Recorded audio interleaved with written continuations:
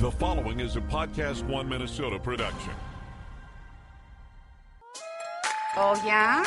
Yeah. Oh, you betcha, yeah. If it's made in Minnesota, who's making it and how? Yeah, you got that right. It's the Makers of Minnesota, focusing on the products and services uniquely made in Minnesota, and conversations with the makers, entrepreneurs, and innovators in Minnesota about how they conceived of their products and how they brought them to market.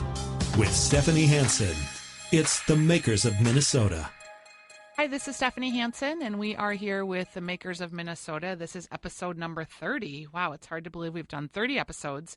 If you are listening to this podcast, it's because you are interested in the things that make our community tick, the makers. Whether it is someone in the tech world, someone who's making a food product, someone who's got a service or a product, we want to know about them. We are highlighting makers all over the state of Minnesota. This particular episode, I'm pleased to introduce you to Ashlee Olds with Sweet Science Ice Cream.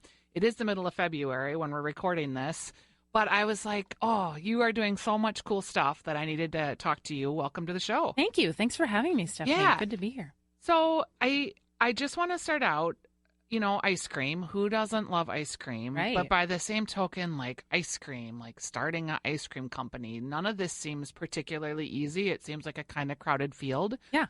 Tell me about who you are and what were you doing prior to starting Sweet Science Ice Cream? Yeah. So about, almost 11 years ago, I got roped into it, starting a cafe in South St. Paul, of all places. Okay. It's still around. I'm not there anymore. It's called Black Sheep Coffee Cafe. Okay. And I really learned that I loved working with food and I loved working for myself. It was sort of one of those things where I figured I could have gone to a restaurant and worked my way up. Uh-huh. And, I feel like it was just sort of an opportunity that like I could just figure it out, and it taught me that my best guess wasn't that far off and whatever. And so I was in there laying tile and, the whole bit. So you literally started just a coffee shop. Yeah. And so at the time it was kind of us and Copland's for like really good coffee in the Twin Cities. And so I headed up the kitchen. We did all the bakery and the pastries and, stuff like that. Did you have any experience in that? Not at all. I took some food science classes in college. And while I was in college, I discovered that I got the Food Network with my basic cable package, strangely. So if the television was on for like 2 years, Food Network was on. Sure. And then suddenly I couldn't learn anything from Food Network anymore.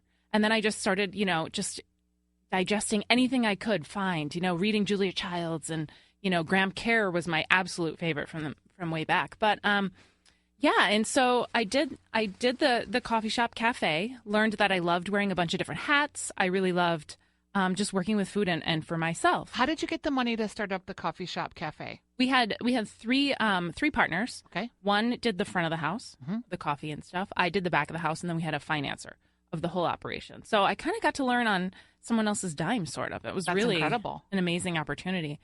So after I left there, I went and worked with Colin at Rogue Chocolatier, who used to be a local guy, and he was doing single origin bean to bar chocolate. Yep. No one was doing it. He was repurposing machines that weren't even for chocolate to get the certain properties out of it. He was like a NASA scientist, but with chocolate. I remember meeting him. Yeah, and it was in his veins. He just loved it. And the funny thing is, chocolate doesn't thrill me. Not one bit. I'll go fruity over chocolate anytime. Yep. I'm a vanilla girl.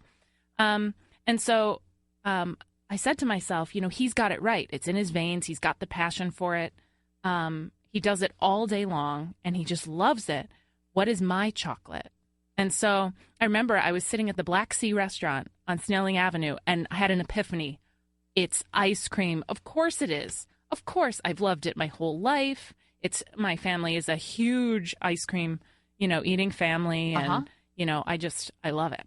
I love it. Some of my earliest memories are of ice cream. And so I set out to find ice cream that was all natural and super flavor forward. So I said, okay, I'm going to look for it. Is it out there? Because that's really what I love. Right. And I really couldn't find it. We have great ice cream. And at the time, we had great ice cream in the Twin Cities, but nothing was all natural, super pure, super flavor forward.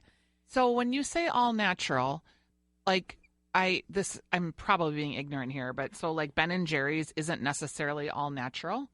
I think a lot of companies will add things so that provide shortcuts. So stabilizers, guar gums. Got it. Things that trap air and hold on to air, like the super economy brands of ice cream. If you pump that much air into it, the ice cream doesn't naturally want to hold on to that much air. Yep. And air is your friend if you're making an economy brand. And so... Oh, so it's like pumped up ice cream, and that's why Right. you don't get that really rich mouthfeel. Right, exactly. That's Okay. why you need more, and it's never satisfying. And it's, Yeah.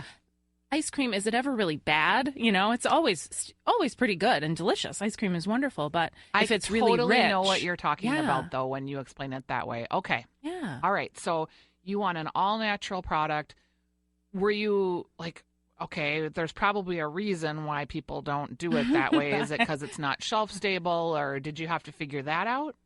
Yeah, it turns out there's not a whole lot of money in it when you're making things from like the best ingredients you can find. Yeah. The margins obviously are a bit smaller, but there's nothing I think that compares to the flavor.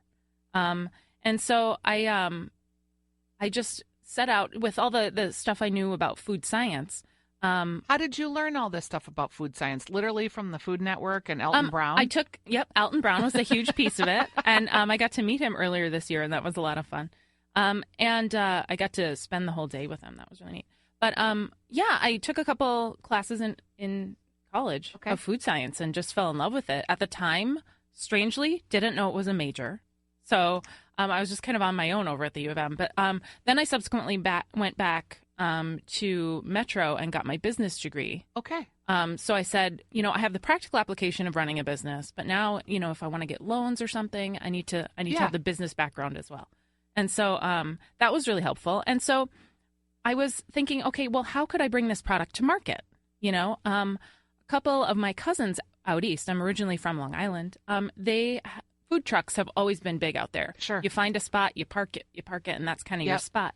And he, for years, this is back in the early 2000s, said, do an ice cream truck, do a food truck. And back in the day, around here, there weren't really rules that made it conducive to actually, like, you had to have a bathroom on the truck and all these things. And so I said, oh, no. And I also don't want to work on a truck 80 hours a week.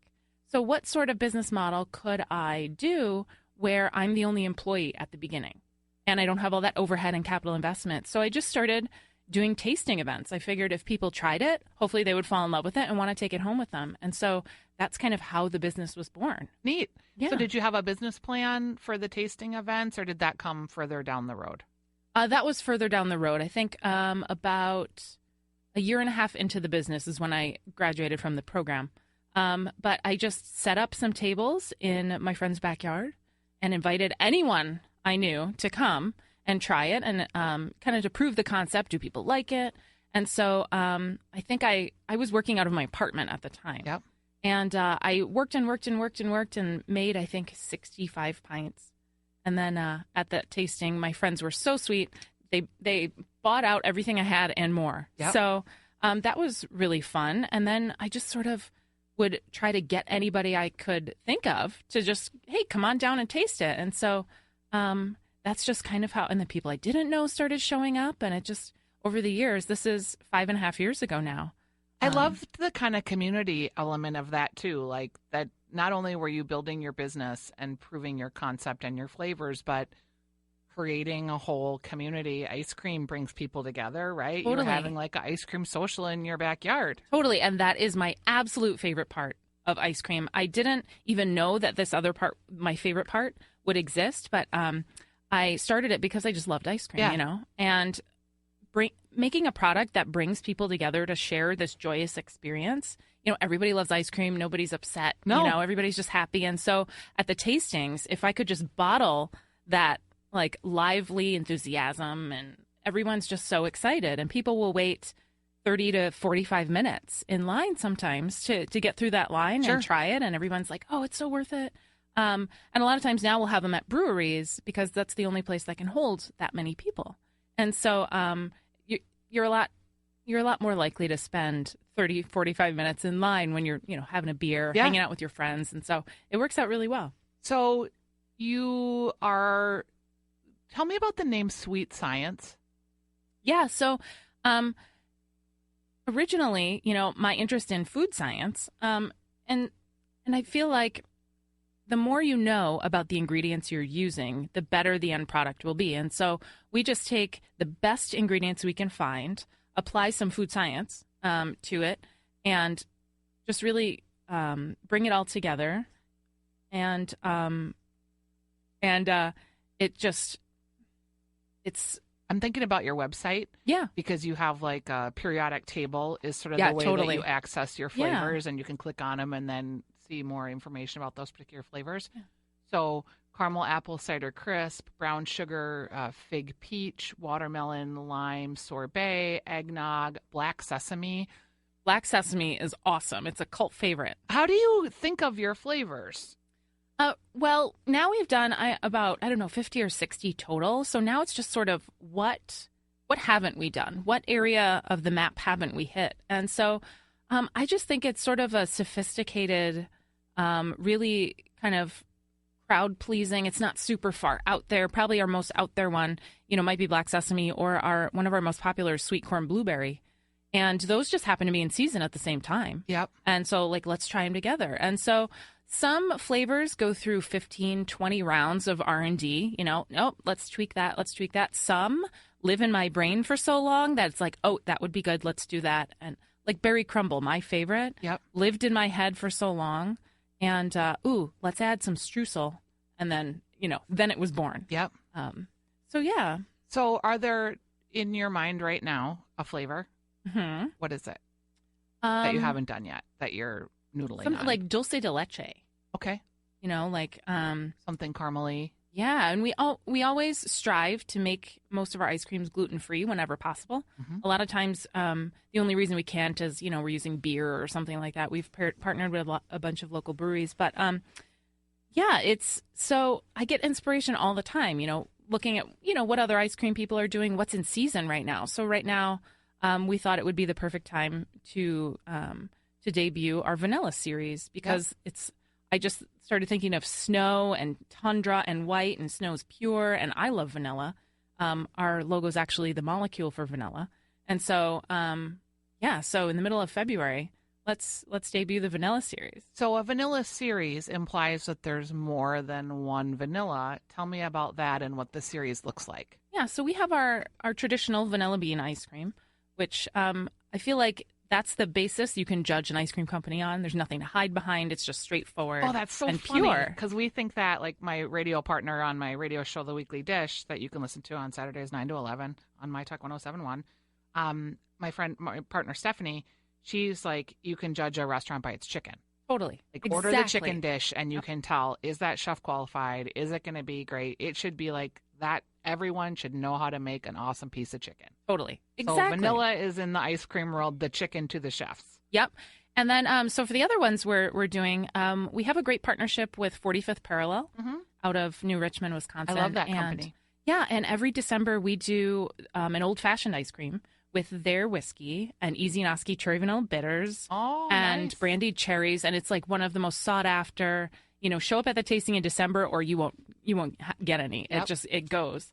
And so they said, hey, would you like to make an ice cream with our bourbon? Because we use the rye for the old fashioned. And I said, yeah. And we had kind of done a little batch for them for a party that they had. But just bringing in those alcohol soluble flavors, like it just brings out so much in the vanilla. So we have a bourbon vanilla partnering with them. We also have a malted vanilla that I can't even describe how creamy it is. It's so old-fashioned and creamy and delicious, but it's not heavy on the palate. It's Do you so have lovely. a good palate? Because some of this seems like might be so subtle. Yeah, a lot of our flavors are developed with different layers of flavors in mind. I think a lot of times you just get a single note through the whole experience, and then it's gone. But we really design it to like hit some of the top notes and then have like full bodied, like our coffee toffee ice cream. I think a lot of coffee ice creams can end up tasting like a frozen frappuccino or something. And ours, we steep ground coffee in it, so it's really full bodied and it tastes, it's coffee, like a brewed cup of coffee, without any pesky water. And then our last in the vanilla series is a honey vanilla using local honey. every year we partner with a local honey company and then do the honey lemonade sorbet at the honey booth at the state fair. Sure. So it's a honey vanilla lemonade ice cream or sorbet, excuse me. I need to have you come back at fair time to talk about that. Oh, 'cause it's I've never so heard fun. of that. Yeah, it's right where you get the honey ice cream at the honey booth. And I know there's honey ice cream and it's delicious. I didn't know they had a sorbet there. That's it's good super to know. refreshing, like when it's 100 degrees Yeah. and it's like you need a break. Yeah. So, okay, you have all these flavors and you have these partnerships with people, and you're still going pretty much like in your backyard, door to door, at breweries. You're selling it by the pint. I have under the impression that you are now opening some kind of a retail location. Am I correct? Yes, that is correct. Tell me about that, because I think, I had booked you on the program, and then some scheduling things got changed. And in the meantime, I read this article that you were opening a retail location. I was like, oh my God, I can't wait to talk to you about that. I'm so happy we were allowed to talk about it. We signed the lease a while ago and I couldn't talk about it. Sure. But, it's going to be in the Schmidt Brewery on West 7th. You're one of the first people I know that's officially in there besides. Yeah. So I'm one of we're one of the 5 anchor tenants. Okay. We've got the 2 restaurants, the coffee, the patisserie or the chocolatier, excuse me. And us. And so tell me that. So we've got Nick Ranconi and Thomas Bamer. They're doing the to be named revival guys. Yep. And then there's the brewery. There's a new brewery. Yep. That's going to go up on the mezzanine and level. What brewery is that? Do you know? Called Clutch. Okay. They were home brewers that are now, that's kind of the story of brewing. And then we have Ola Repa. Okay. And we have 5 Watt Coffee. And who's the chocolatier? I don't know. Okay, but there is one. Know. Yeah. And what I love about it is that so I have this philosophy in business where being an entrepreneur, I kind of get to design my life and who I work with and kind of, design what my life looks like. And so I try to always work with yummy people, right? So it's people that I just love what they're doing. And I just life's too short to do stuff with people you don't even like, And so I always want to work with yummy people. And so, the guys at Ola and Revival and 5 Watt, they're all my favorite yummy people. So we were friends already.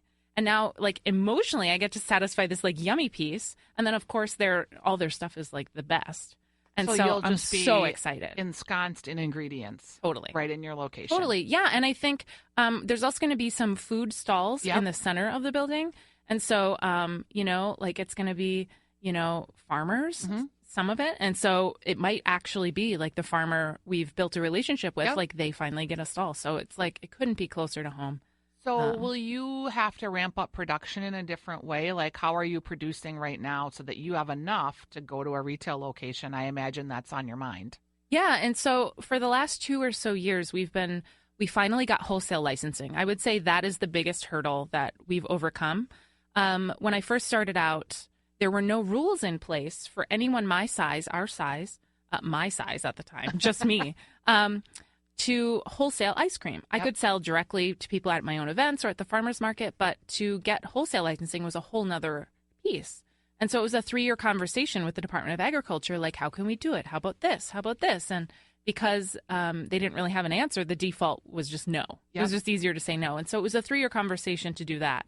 And so when that happened, our sales doubled. And so we learned how to figure out production for that. And we have a production facility right over in Dayton's Bluff, Minnesota, or Dayton's Bluff, St. Paul. Is it just for you? We share with a couple others. We're one of the largest tenants of the space. So it's a commercial kitchen, but it's uniquely suited for your needs, or? Not really. So because we make everything out of Whole Foods, it's a lot like a pastry kitchen. Yep. So we're baking, we're boiling, we're roasting, we're cooking. And so it's not necessarily a factory. It's more like a kitchen. Yeah. And so it's really great. It's right around the corner from the strip club. Yep. And so that's awesome because I drove by this building because it's my neighborhood. I drove by it all the time saying it's the old Toast to Bread bakery. Yep. And so I would always drive by and go, I would love to be in there, but it just looks so small. And it was kind of run down. Someone renovated it. And there we are. It's been wonderful. So we're going to keep production there because it's, going along swimmingly. And then I imagine production will probably double or triple, but because we aren't there full time right now, I think my staff will be able to handle it. We always have seasonal staff that come in the summer. Well, let's talk about that. So right now, you are yourself and how many people? Right now, we used to have 3 full-time production people. Now my production staff had a meeting. Yep. One of our production manager left, and another staffer took over that role. And they said, "How about we just do all the production for the winter, and then in the spring we can hire the third and whatever." And that's been working out great. They're amazing. They're so efficient. They're just awesome. And one of the things we look for when we hire new people is, like, we were trying to put a word to, like, what that quality was, and it's jolly.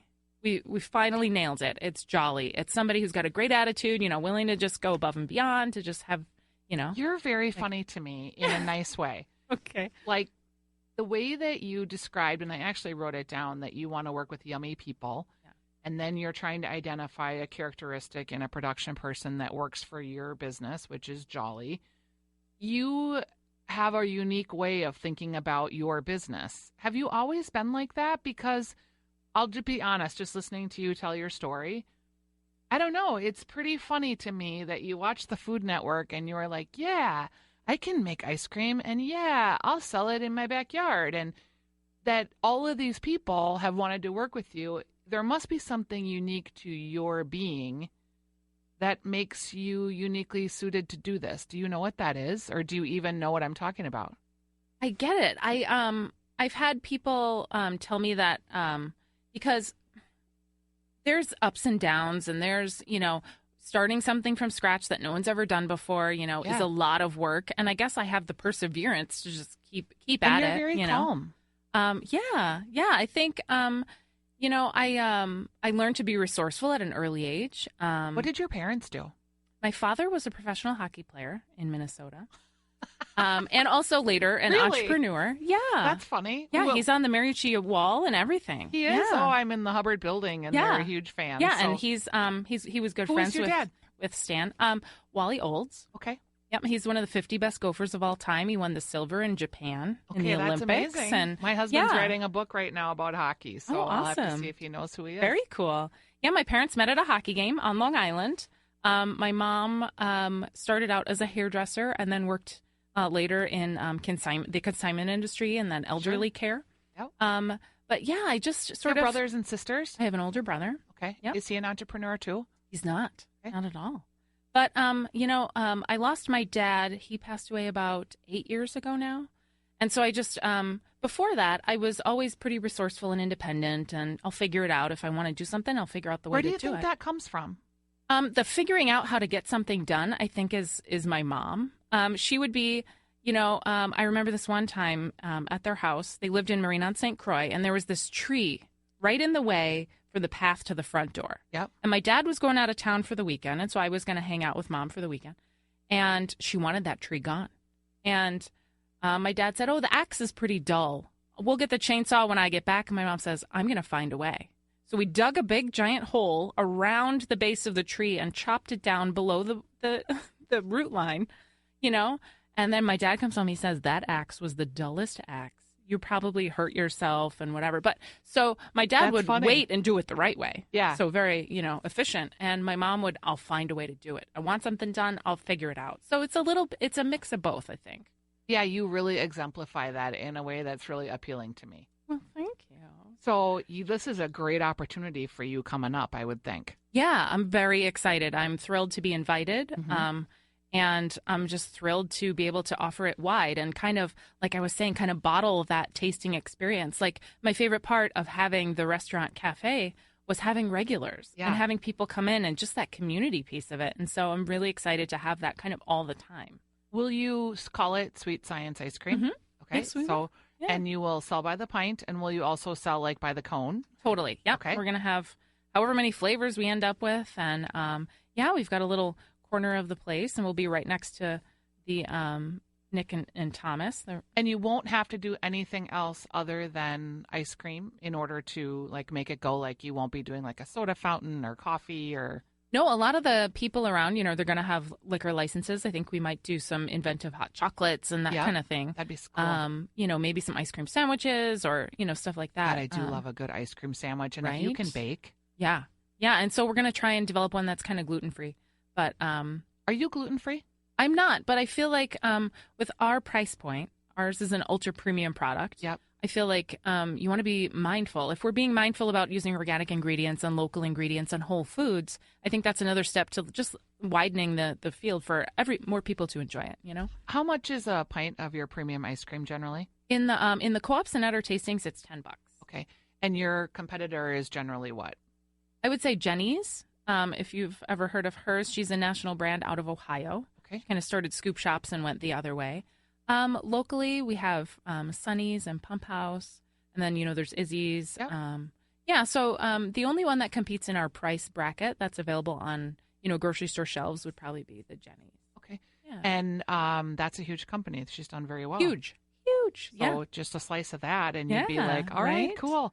Yeah. Is there, when you look around the Twin Cities marketplace, is there something that has inspired you, or someone that you look at their business and you just think like, oh my God, they're so cool? Two come to mind right off the bat. John Krause at Patisserie 46. God, yes. Everything that man does, even his ice cream, is my favorite. Yep, He's amazing. can do no wrong. He's so incredible. And then also the Herbivorous Butchers. Okay. They carry some of our sorbets. And actually, we're going to be coming out with. I finally got a vegan ice cream down, some dairy free. Like, it's hard to get the texture if you're not adding stuff to it. I'm really interested to see what so, that ends up looking like. It's so good. And I'm actually a little lactose intolerant. Yep. So, given the choice in my own freezer at home, I'll go for the test batches of that. Yep. But no, the Herbivorous Butchers are just like creating this whole other category of food that like didn't ever exist, and they're killing it. Yeah. And they're such lovely people. They're awesome. So they would fall into your jolly, yummy people Totally. camp. They're totally yummy. And I went in there and I during their opening, and I looked around and I said, gosh, this place is gorgeous. Who is your architect? And so now he's going to design our spot. Oh, And he is totally excellent. yummy too. Yeah. And Very is he excited. from the local Twin Cities? Mhm, he totally is. All right. Yeah. Well, I'm really excited to meet you. I ran a farmer's market this summer, and one of our food trucks carried your ice cream. And there were this handful of ladies that I remember in particular that would come out of the building where we were in front of every week to go to the food truck to say, what kind of ice cream do you have today? And one time she couldn't come, like something happened to her truck. I don't even remember what it was, but the ladies came out, and if you could have saw the look on their faces when they realized they couldn't get your ice cream. And it was right. I mean, I'd heard about it, and like I knew you were doing kind of wacky flavors, but right then, looking at those ladies' faces, I was like, oh my gosh, I have to talk to this woman and figure out, because they were devastated. Yeah. And they didn't really know where else they could get it, too. Sure. So it's, I think, going to be awesome that you have a place that'll be consistent, that people will know where to find you. Exactly. That's kind of been a struggle. And so having a flagship and a way that we can represent our brand will just be so cool. In the meantime, too, I want people to know that you're still doing tastings, because you'll have one on March 12th. We'll actually have one on February 12th. We'll have one this Sunday. I don't think that this podcast will air before then, though. Yeah. So March 12th will be the first time that this airs, so people can join you. That'll be at Tin Whiskers Brewery. Okay, and on your calendar, on your website, because I'm assuming this moves around a little bit. So we've got all of the tastings scheduled out to June. Oh, you do? Okay. Yeah. And so you can go on our website.